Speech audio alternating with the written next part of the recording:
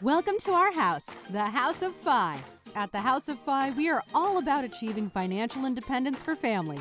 Wherever you are in your financial independence journey, we want our house to be a place where you can learn and get inspired. If you are a parent on the journey to Fi, then come on in. We're glad that you're here.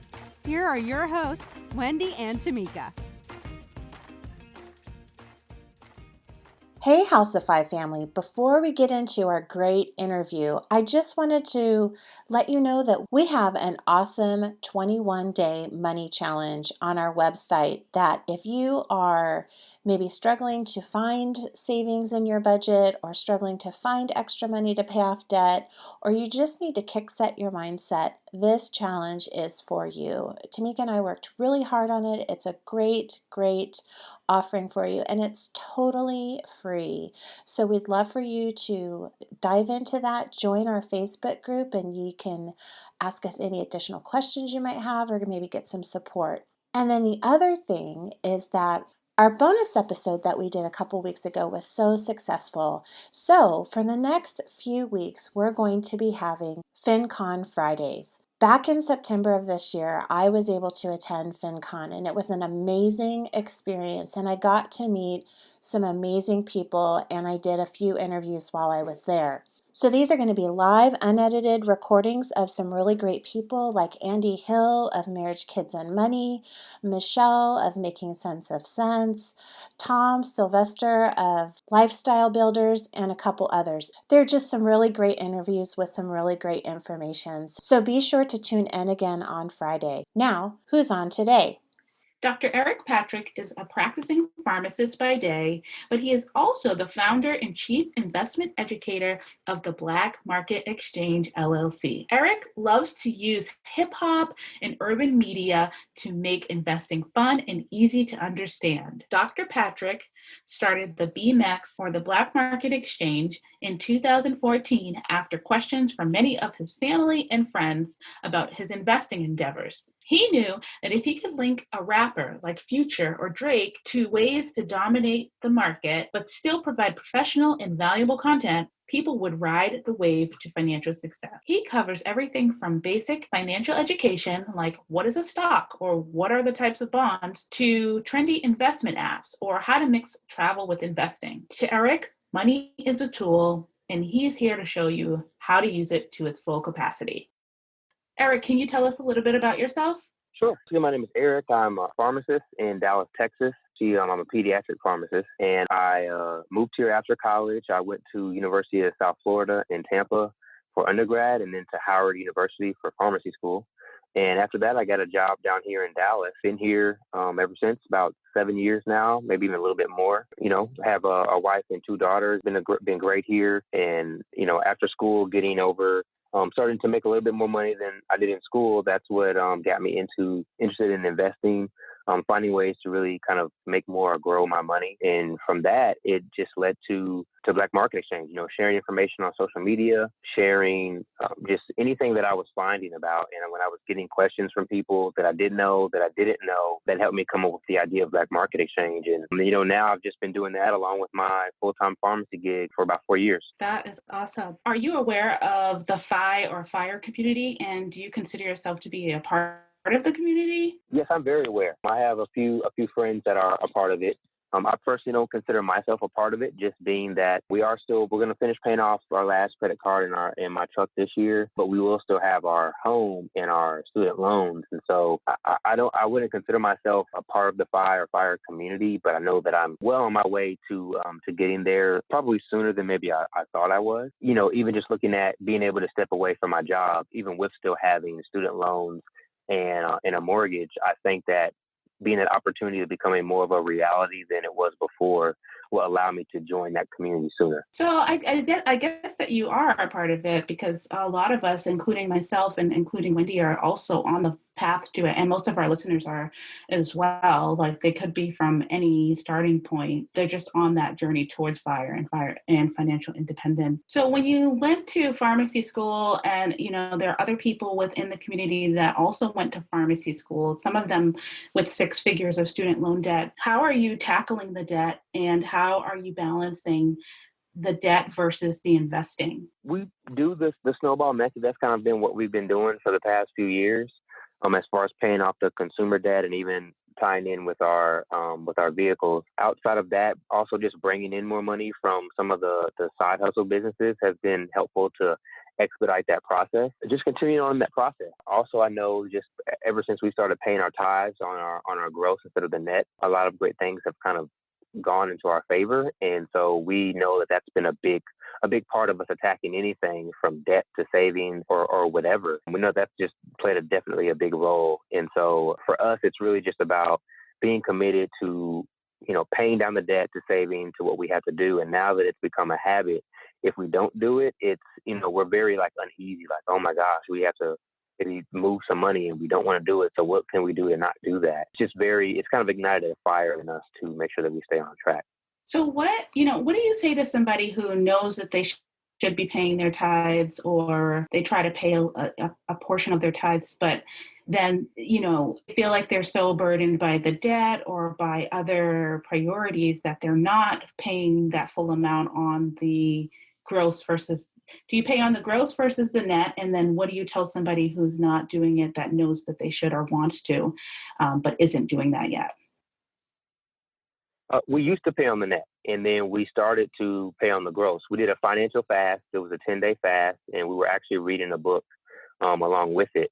And that was the biggest lesson that we learned. And we knew that even though it was going to be difficult to change, that we just knew that we had to be obedient. And that change was a difference of $300 a month. But during that time, we hired our current tax guy to do our tax that year. And it was the first time. And he recommended that I change my dependents at work, because I was under I'm married, but I'm single. So kind of just take all my money so I don't have to pay you later on. And that alone increased my income by $600 a month. And so not only did we have the $300 to pay the tithes, but we also had an extra $300 to do other things. And a lot of things have just worked in our favor since we've made that change. And so I would say to anyone that may be kind of concerned or worried about paying that extra and they feel they're not able to, that favor will come. As long as you're committed and obedient, I believe that it will come. Just being mindful, okay, if I am, because we all have some level of money. I remember I did a survey, and it turned out most people have at least about $150 to $200 extra that's maybe they could find in their money. I call this money couch money. It's kind of like when you were a kid and you would find loose change in the couch. It was always there. You just didn't know where it was. And so when you are doing certain things, adjusting some of your habits, I'm not saying you don't have to just skip Starbucks every day, but just adjusting some of your habits, I believe that you can find some of that money to make that change, and then things will start working out. So I just believe that as long as you're committed, that, trust me, the money will be where it needs to be. Yeah, I completely agree. So one of the things that I notice about you is that you tend to use kind of these rules or guidelines, and they kind of put you on a track. And then once you realize that you can do it, you stay really committed and, keep going. I heard about the 10-day fast. Are there any other money rules that you have that follow the same vein? Being committed, of course, is the primary one, no matter what you're doing. If it's paying down debt or saving your money, just being committed to it. It's not about the dollar amount. It's about just the action. I heard someone say that went to an event that, we're not, we don't have to be perfect, but we just have to be committed. So I think as long as you're committed to your actions, then that will go a long way. And as far as for another rule that I live by, because I firmly believe that since we can only decrease our expenses so much, but our income infinitely, that we have to find ways to bring in more money. And so I live by the rule of 3.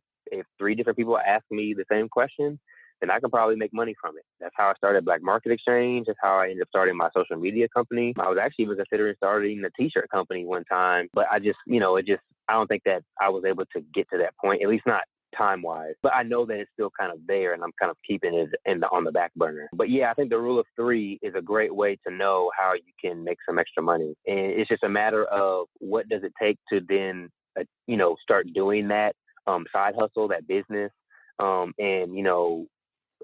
is the interest there for me to even do it? Because if you're not interested in it, then of course you might not put forth the effort. But if there's some level of interest and you can get the resources to make it happen, like make it happen. Yeah. So can you tell us a little bit about who was it that was asking you about the market that led you to creating Black Market Exchange, and then just about the mission of it and some of the tactics and techniques that you use to target your audience? It really came. I was sharing information on Instagram, and I saw some of my friends would ask me questions, but then some strangers would ask me questions.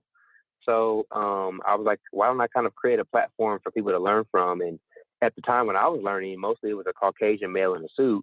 And I knew that since I'm not a Caucasian male in a suit, then why can't I make something that's more, I feel like it's more relatable to me. And so that's where like the hip hop and pop culture element came from, because I like hip hop and I like money. So why not kind of bridge those two together? And that's when I started just using that as lessons and teaching points to come across. And so social media has been very, very beneficial for me in that regard, particularly Instagram.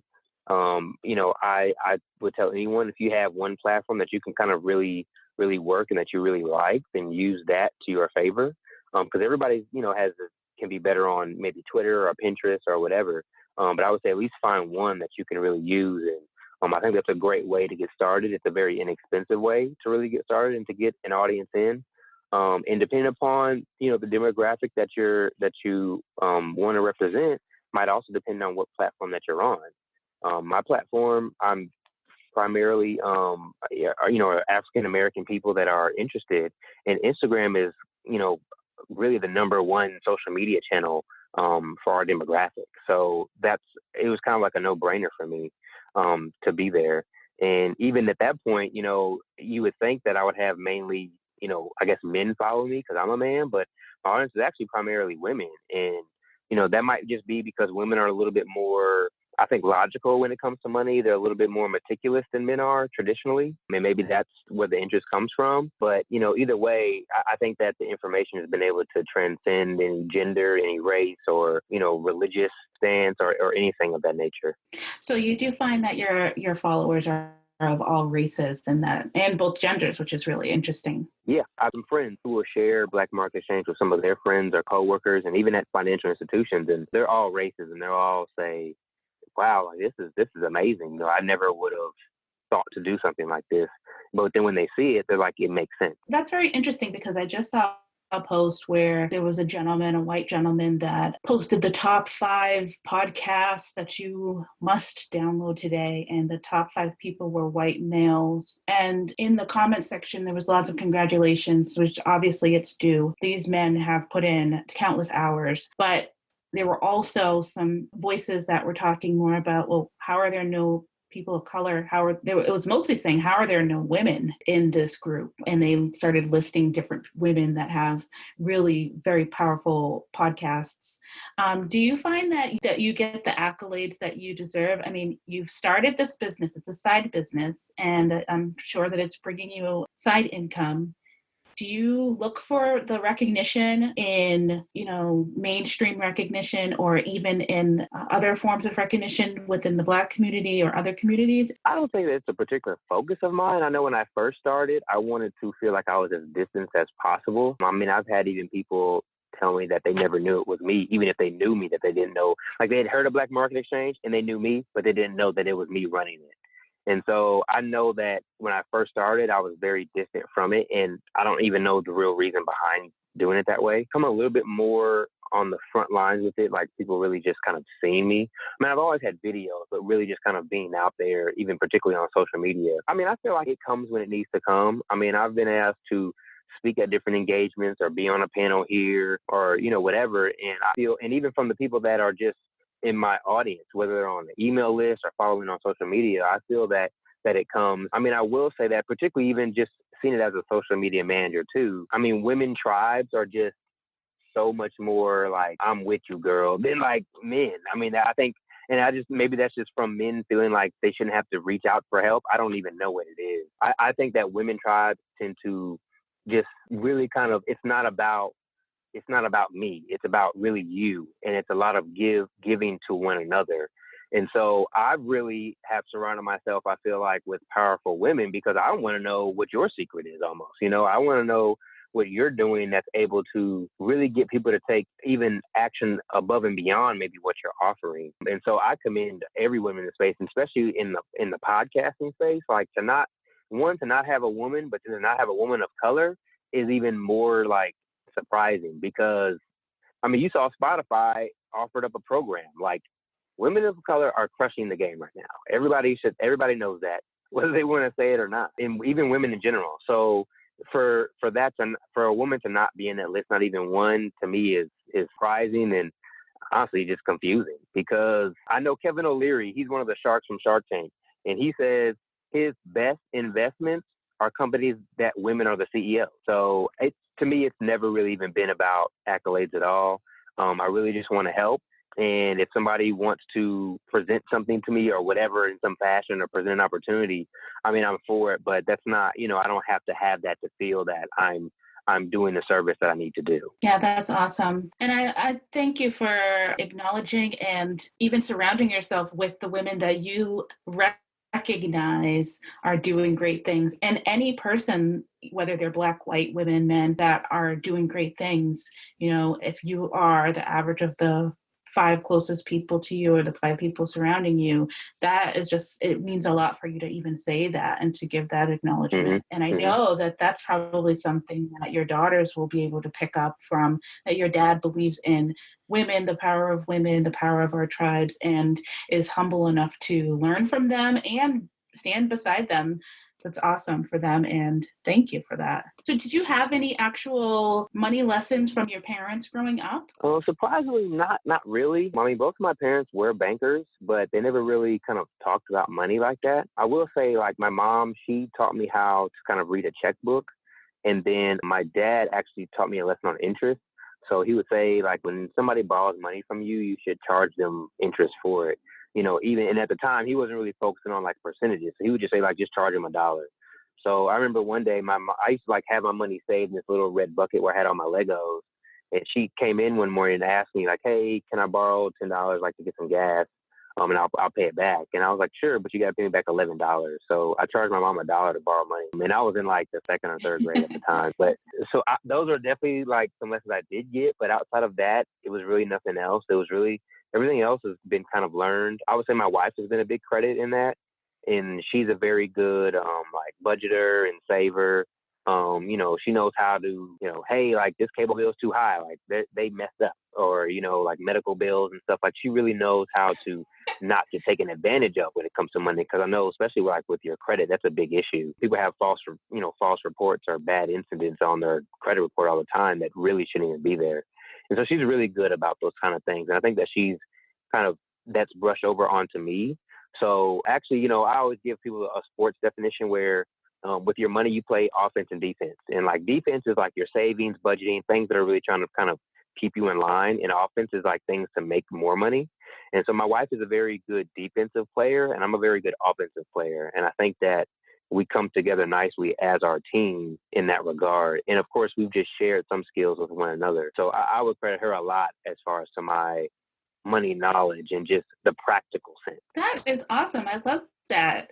So do you guys come together and do like budget meetings, or no? Is it more just a flow? It's usually, we talk about stuff pretty much almost every day or at least once a week. But I will say like once every 3 or 4 months, we do like sit down and revamp things because, maybe like particularly like when something was paid off. So let's say we pay our credit cards off. Or we pay a credit card off, and now what are we going to do? How does that change our cash flow? And so that's when we'll really like have a sit down and say, what do we need to kind of do? But outside of that, it's just kind of, we just be on top of it. Hey, I saw you spent $12 at Kroger. Like, what'd you get? You know what I'm saying? Like, it'll be like, not I'm like just poking fun. It won't be like that nitpicky, but like if it's like a considerable expense or maybe like our daughter's school, maybe they took the money out 3 days early when it shouldn't have happened that way. So, what do we need to do for that? So I feel like we're very vocal about it. But as far as like an actual, like a session, some meeting, they're typically like once, maybe every 3 or 4 months, or at least like when a major event happens, that's going to change the way our money moves. And then for those meetings, do you include your children? We haven't thus far. I think that now, particularly after I've opened a savings account for my daughter, I actually took her to the bank. She brought in her piggy bank and she opened an account. The gentleman that was helping us explained to her how everything works. And even though I don't think that she fully understood it, that was at least a first step just to go through the action. And so I think now that that has been done, I actually sat down with her on a weekend. It was surprising. The bank doesn't take your change anymore unless it's rolled up. I thought they had those machines, but I guess they don't have them anymore. And so I sat down with her at the table, and we just counted out all the change. I told her how many quarters to put in this roll and how many dimes to put in the roll. And she would count it all out. And so I think now we would be able to include at least her into the conversation and maybe just, allow it to be as a teaching point. Like, this is what mommy and daddy does. Money comes in and then money goes out into these things for us to live, and just really kind of make it, relative to her level. So how did you get the money for her? Is that money that she saved up, or is that money that you saved up, the money that she was able to then deposit? As far as the deposit into her, opening her account, that was actually some money came from her birthday money. She did have a piggy bank already, and if we have spare change, we'll put it in there. But sometimes, like for her birthday, she gets some money from people, so we use that money to open the account. But even though that's new, what I have done for my daughters is there's something called the 52-week challenge, where you save a dollar amount for that week in the year. So week 1, you save $1. Week 2, you save $2. And week 50, the 52nd week, you save $52. And so by the end of the year, you will have saved almost $1,400. You can actually even do that in reverse, so you don't have to worry about trying to save so much money during those holiday times. But that's essentially what I do for my daughters. Allow them to, I put that money in their accounts, once every Friday, it goes in there. My 4-year-old, she's at over $6,000 in her account now. My 18-month-old, I think she just crossed like $1,400. So just continuously being committed to putting that money into their account. And now that our older daughter has her savings account, I'm going to put in $25 every week into that account as well. And so whenever she does receive money in for whatever reason, then we're going to use those as those teaching moments. Now that she has those accounts in place, we can say, hey, this is where you should take this amount and put it here, this amount and put it here. Even when we're in church, when they're passing the plate, my wife and I, we pay our tithes and stuff, online. But for them, we give them some money to put in the plate just so they kind of go through that motion, so they know that this is a common occurrence. I don't ever want them to feel like, oh, I didn't know you could do that with your money. Like my wife and I, we pay our mortgage in my truck every 2 weeks, and we just split the bill. But what people don't know is when you're working a 9 to 5, typically you're going to get, and you're getting paid every 2 weeks, you're going to have 2 months in the year where you get an extra paycheck. So that allows us to make an extra month's payment on those payments. And so I think using those lessons, we'll be able to transfer that onto them. And I want them to feel that that is normal. I don't want them to think that that's some money hack that they just learned and they've been doing it wrong from the beginning. I want them to know, like, oh no, like that's what it's supposed to be. Yeah, that has been a feeling that a lot of people in this community come across. That moment when you realize that you were kind of doing it and there were just things that you were ignorant about, but it feels like you've been doing it wrong. So yes, that is exactly what I want my children to feel as well, that they just know these things and that they're optimizing their finances. Just like you said, they're just optimizing their finances. They're doing what they were taught and what they learned, and not that they are there in the dark on things that they should have actually known. That's awesome. So, Eric, I wanted to talk a little bit about student loan debt, but also maybe career choices and decisions to even go to college. For me, those are one of my pressure points, and I'd like to, it's sad, but I think for like a generation or so, at least my generation, we were sold this idea that you have to go to school. Like, you have to go to school, so you'll find a way to go. And so with that, we have the student loan debt crisis, which is debilitating. I know for myself, I wasn't educated about student loans, so I took out way more than I needed. I went to law school and I went to a private school, and so now I have this 6-figure student loan debt, and I really think I could have gone a different way had I known better. And so I like that at least I hope there's a shift happening where people are seeing that, number one, you don't have to go to college as long as you're doing something, whether that's an entrepreneurship, whether that's like a trade school, or you're just finding creative ways to pay for college. You don't have to go into student loan debt. And it's not just a must that you have to go. Yeah. And I believe, and even if you're there, maybe looking into like, let's say you want to be a pharmacist, but you want to develop some app that is related to medication, helping people understand it or something. And, okay, well, you need to take some programming classes or coding classes, having that foresight to do that.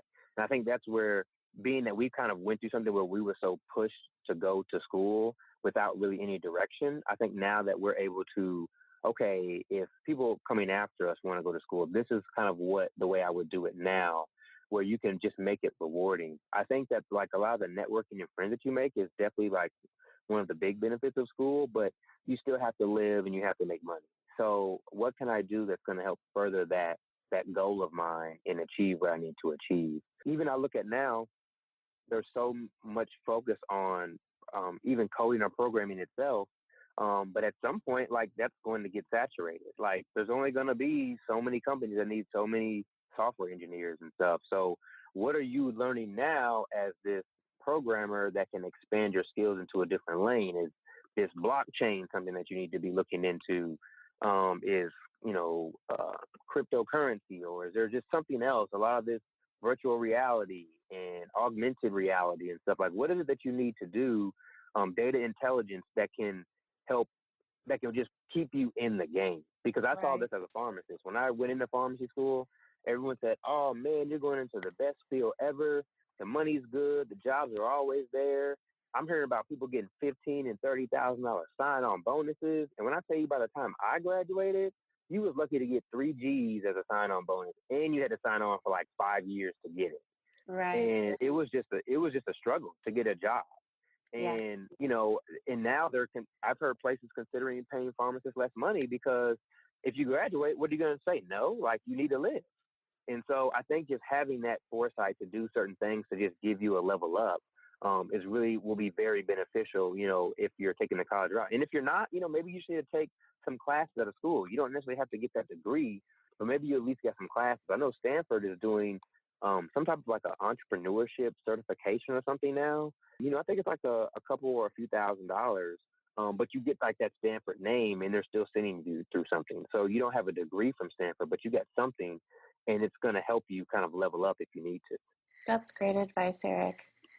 So I actually have a post that I wrote about that, and it's called The Talent Stack, and it has to do with my kids and how I teach them different talents and skills that they can one day turn into side hustles.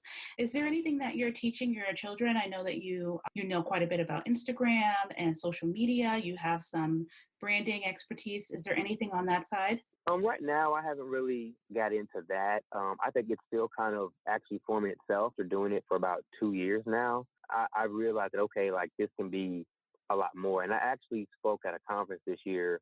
It was a financial conference, but it was about using Instagram like for your business and brand and stuff like that. I got a lot of good feedback, and a lot of people were like, hey, like this could really like be something for you, because I really just started as like this side hustle. And ultimately over the past, couple years, I've made over $70,000 from it on the side in addition to my job. So I never really thought about it like that. I thought I was just doing it. It's bringing in some extra money and we're good. But then when I look at it, it's just like, okay, like, I'm doing something right to some degree with this. Let me see if I can help others and really turn it into something more than what it is. And so I think that's the biggest lesson I want them to get is that, they know that daddy has like big work and little work is like when I'm doing the side hustle stuff, but they see that there's options. I want them to know that they have options and that they can do things and be able to, live how they want to live. And I think as long as they don't kind of fall into like the typical money traps, like early on, with the credit cards and the student loans, because that happens at school a lot. Because I honestly, like, I look at people, if I see them working somewhere and I'm thinking like I look at my brother. My brother never went to college. I think he did like a couple years at a community college, but never really even finished. And I mean, me and him pretty much make the same money, but he doesn't have the student loan. So it lets me know like there are options out there. You just got to kind of get in where you fit in. And I want them to just see that. I want them to see that as long as you are able to, you can get a skill or learn something and you just take your passion with it and get in where you fit in, like you can do what you want to do. Yeah, that's the biggest lesson I want them to take away from it. But I just haven't really got into the actual social side of it. I mean, I will at probably some point just to see if they're interested in it. I mean, nowadays, what kid isn't on some form of social media? But yeah, I think when that time comes, I'll probably be a little bit more focused on it. We are nearing the end of our show, and we have some final closeout questions if you're ready. Sure, go ahead. All right, great. So what was one lesson that you learned about money or finances growing up, good or bad, that you have carried over into your financial independence journey? I think that it's not just using the credit cards as a crutch, but use it more so as an opportunity. When I got my first card, I remember I turned 18, Capital One sent me a card.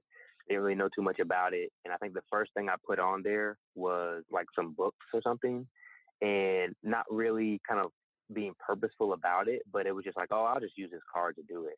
And I think that kind of just showed me how like easy it is to just use a credit card as opposed to being more purposeful. Like now I pretty much just use it for when I'm getting gas, or maybe we'll go out to dinner and then I'll pay it off, So I think that's the biggest one I learned, is to not really, it's just to be more purposeful when using credit card as opposed to kind of like using it as a crutch.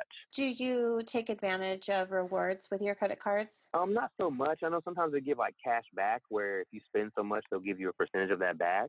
And I really just use that and just apply it back to any balance that I may have. I've never really used it in regards to like a travel or, some type of any other reward. Is there one lesson about money that you hope to convey to your children? Just that it truly is a tool. It's not just like, hey, I need to just make this money. It's what is money going to allow me to do? Is that to travel? Is that to, buy something? Like, what is it allowing me to do? And so I think a lot of times we get just caught up in the sense that we just need to have money, but not really having some type of a purpose behind it, even if that purpose is just saving it for an emergency. So I want the biggest thing for them to know is that it's a tool, and like use it as such. You use a card to get you from point A to point B, so you need to use your money to achieve goal A or goal B, and so on and so forth. And what are you currently reading right now? Are you reading any particular books or a blog? Will say that a book that I highly recommend to people, particularly getting into like a business endeavor, is a book called Ask by Ryan Levesque. The whole book is, half of it is about his story, and the other half is about using surveys and asking people things in order to create the type of product that they want to buy. And literally, you can skip the first half, which is kind of his life story if you want to, but he just goes through the exact formula of how to use surveys. And I've been doing that for like 3 or 4 years, and I just see how it can change things from like sales copy on a web page to how you do captions in social media and stuff like that. Just getting responses from people and just getting consistent feedback if things are going well, if they're not going well, what do they want to achieve, what are their biggest challenges, and just being able to use that information to make something worthwhile for somebody that's truly valuable. I'll have to check that out. That sounds like a great addition to my book list. And then, so what is the best way for people to reach you? You just come to my website. It's www.thebmex.com. That's THEB as in boy, MEX.com. They'll be able to connect with me on all my social links, Facebook, Instagram, and just they'll be able to see everything that's on there, from videos to blogging, and, just be able to connect. Awesome. Well, thank you again so much for being on the show. Well, House of Five family, that brings this episode to a close. If you've liked what you've heard, please subscribe in iTunes, as well as any of the other platforms you've found us on. We're on just about all of them. Also, please leave us a written review. They help us to know what you're liking about the show, what we can do better. And for every 5 reviews we receive, that's written reviews, we will give away one of our favorite reads, and that is currently Kids' Money Habits by Amy Coit. It's a great book full of great information, both for parents and kids. Don't forget to check out our show notes on the webpage. There is always bonus information there that didn't make it to the show, and we strive to create good content on there. So please head on over to the website and check that out. Finally, you can find us on Facebook. You can either like our page or you can become part of our Facebook group. It's a private group, and in there we have ongoing discussions about each episode as well as other topics within the FI community. It's a way for us to get to know each other better and for Tamika and I to learn exactly what you want to hear more of or questions that you have that we can address with upcoming guests. Again, thank you for listening. Come back next week. We're glad you're here.